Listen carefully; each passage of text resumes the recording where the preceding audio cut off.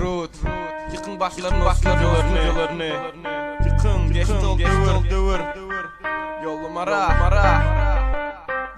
Başlı Yardımının günüme Vars boldu meydir Siz alın kıynanmam Rapim size ters Vars geçti täze dövre Kaldınız siz Hoş geldiniz hip hop elimine Karşılayacak biz Görkezin aşk oğurlara doğru yolunu Tapılmadı mı sana yar Gıt kovala koynunu Sana tapav yok he maymun yat ayı Klimunun pul gelmedi mi Kodokçu dayı Rhyme'ların kısordu mi Rapim boldu kıyska Sılın upgrade etti Geldi rapim iska Bolsa oğurlaman cevaplan bu raplerini Sağlam bolsun paylamak size söyler mi Bize atılacak diz del biz Azada razı uyatlatman çıkar ervet diz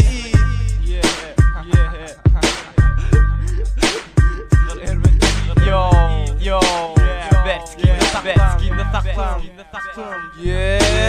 Ne tut verski sözlerimize doy Fakçileri sindiralin yollarına mino koy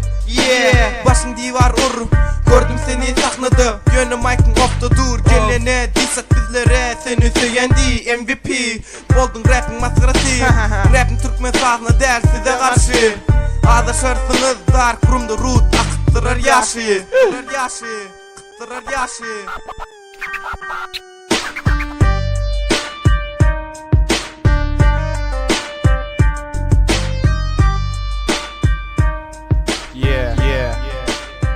Türkmen marşı Dark Room Studio 2007